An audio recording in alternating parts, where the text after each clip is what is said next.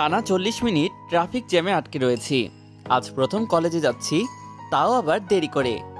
কোনো রকমে কলেজে চলে আসছি, কিন্তু ২০ মিনিট দেরি করে ক্লাসরুমে ঢুকলাম। গিয়ে দেখি প্রথম ক্লাস চলছে।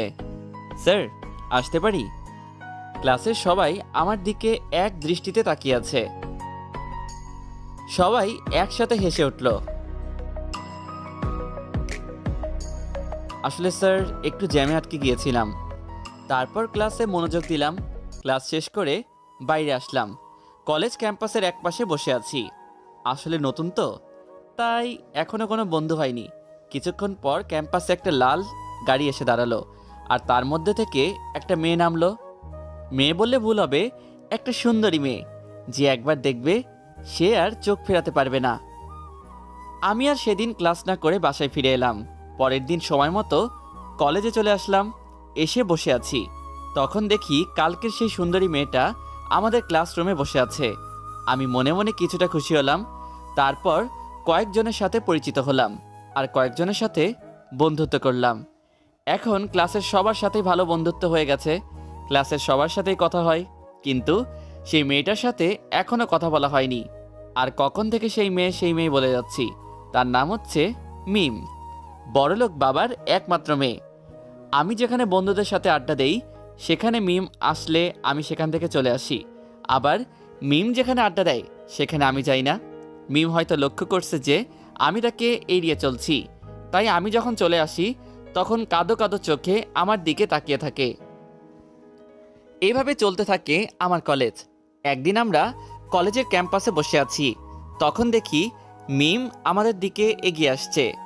আমি কোনো কিছু না ভেবে আবারও বন্ধুদের সাথে আড্ডা দিতে থাকলাম। এই যে মিস্টার মেহেদি, আপনি একটু এদিকে আসুন তো। আমি চোখ খুলে দেখি মিম আমার সামনে, আর আমাকে উদ্দেশ্য করে কথাটা বলল। কি বলবেন এখানে বলেন, আমার যেতে ইচ্ছে করছে না। এবার করুণ সুরে বলল, প্লিজ ২ মিনিট আসুন, একটু কথা বলবো। এবার আমি উঠে গেলাম এক সাইডে। বলেন, কি বলবেন? আমরা একই ক্লাসে পড়ি, তুমি করে বললে খুশি হব। আচ্ছা, কি বলবা তাড়াতাড়ি বলো। তুমি ক্লাসের সবার সাথে কথা বলো, শুধু আমার সাথে কথা বলো না কেন? আমি কি অজান্তে তোমার কোনো ক্ষতি করেছি, বা আমার কোনো কথায় কষ্ট পেয়েছো? যদি আমি কোনোদিন তোমার সাথে খারাপ ব্যবহার করে থাকি, তাহলে মাফ করে দেয়া যায় না? আরে আরে, তুমি কাঁদছো কেন? প্লিজ কেঁদো না। আর তুমি কোনো দোষ করনি। আমি তো এমনি তোমার সাথে কথা বলতাম না, কারণ তুমি বড়লোকের মেয়ে আর আমি গরিব ঘরের সন্তান। তাই ভাবছি তুমি কি মনে করবা, তাই এড়িয়ে চলি। আমি বড় লোকের মেয়ে, তাতে কি? তাই বলে তুমি আমাকে এভাবে এড়িয়ে চলবে? যখন তুমি আমাকে এড়িয়ে চলো, তখন আমার অনেক কষ্ট হতো। সারা রাত ঘুমাতে পারি না, শুধু মনে করতে থাকি তোমার সাথে কোনোদিন খারাপ আচরণ করেছি কি না। আর বড় লোকদের একটা মন থাকে, সেই মন ধনী গরিব মানে না। তাহলে আমরা কি ভালো বন্ধু হতে পারি? আমি আর কিছু না ভেবে হাত বাড়িয়ে দিলাম। তখন দেখলাম মিম কিছুটা খুশি হয়ে হ্যান্ডশেক করলো। তারপর থেকে আমার আর মিমের বন্ধুত্ব চলতে থাকলো। প্রতিদিন মোবাইলে কথা হতো। অবশ্য মিমই বেশি ফোন দিত। ফেসবুকে কথা হতো। কলেজ থেকে মিমের গাড়িতে মেসে পৌঁছে দেওয়া, এটা একটা রুটিন হয়ে গেল। একজন কলেজে না আসলে আরেকজন ফোন দিয়ে মাথা হ্যাং করে দিতাম কলেজে না আসা পর্যন্ত।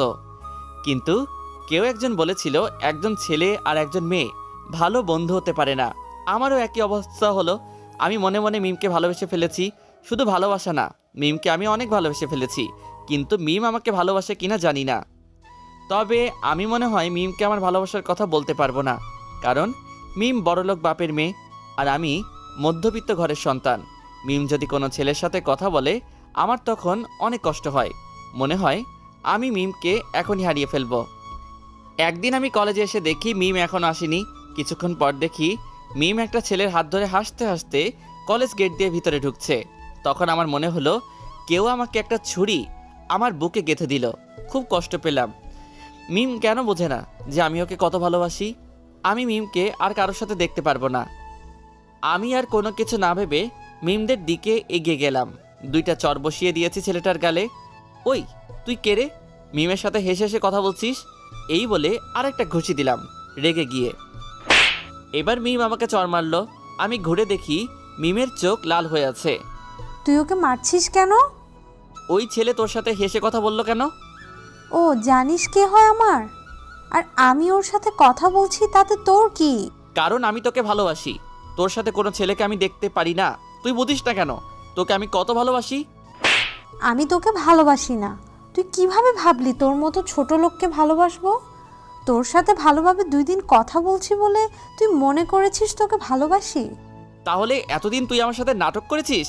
আমি তোকে ভালো বন্ধু ছাড়া আর কিচ্ছু ভাবিনি। আর যারে তুই মারলি জানিস সে কে? ও আমার কাজিন। কিন্তু আমি তোকে বন্ধুর থেকেও বেশি ভাবছি। আমার বান্ধবীরা ঠিকই বলতো, ছোট লোকদের কখনো বিশ্বাস করতে নেই। তুই আর আমার সাথে কথা বলবি না, কোনো যোগাযোগ করার চেষ্টাও করবি না, আমার সামনে কোনো দিন আসবি না। তোর ওই লুচু মার্কা চেহারা আমায় আর কোনো দিন দেখাবি না। এই বলে মিম কান্না করতে করতে ওখান থেকে চলে গেল। আর আমার চোখ দিয়ে তখন অঝোর ধারায় বৃষ্টি ঝরছে। মিম আমাকে যখন অপমান করলো তখন আমার বেশি কষ্ট হয়নি, কিন্তু যখন ছোট লোক বলে গালাগাল দিল তখন অনেক কষ্ট লাগলো। আমি আর সেদিন ক্লাস না করে বাসায় এসে রুমের দরজা বন্ধ করে অনেকক্ষণ কান্না করছি। রাতে কয়েকবার মা ডাকলো খাবার খাওয়ার জন্য। আমি না খেয়ে মিমের কথা ভাবতে ভাবতে কখন যে ঘুমিয়ে পড়লাম নিজেই জানি না। সকালে উঠে ভাবছি আজ আর কলেজে যাব না, কিন্তু বন্ধুদের জোড়াজুড়িতে যেতে হলো। কলেজে গিয়ে দেখি মিম ওর বান্ধবীদের সাথে আড্ডা দিচ্ছে। আমি আর এক মুহূর্ত দাঁড়ালাম না, ক্লাসে চলে আসলাম। ক্লাসে এক কোণে বসে আছি, দেখি মিম ক্লাসে ঢুকলো। আমার আর মিমের চোখাচোখি হয়ে গেল। আমি সাথে সাথে চোখ সরিয়ে নিলাম, ক্লাসে আর মিমের দিকে তাকাইনি। ক্লাস শেষ করে বাইরে চলে আসছি। কলেজ গেটের সামনে মিমের সাথে আবারও সামনাসামনি দেখা। মিমকে দেখে মনে হলো আমার উপরে অনেক বিরক্ত মনে হচ্ছে, তাই আর না দাঁড়িয়ে থেকে বাসায় চলে আসলাম। এসে এক ঘুম দিলাম, বিকালে ঘুম থেকে উঠলাম। আজ আর কিছু ভালো লাগছে না, তাই বন্ধুদের সাথে আড্ডা দিতে যাইনি।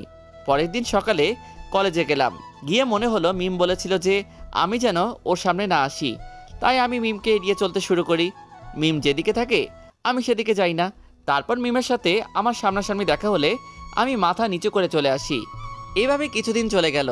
ভাবছি আমি আর এখানে থাকবো না, এখান থেকে চলে যাব, অন্য কলেজে ভর্তি হব। কারণ এখানে যতদিন থাকবো ততই মিমের উপর মায়া বাড়বে। আর মিম তো ওর সামনে যেতে মানা করছে। এখানে থাকলে নিজের উপর কন্ট্রোল করতে পারবো না, তাই আগামীকালই চলে যাব এই কলেজ থেকে।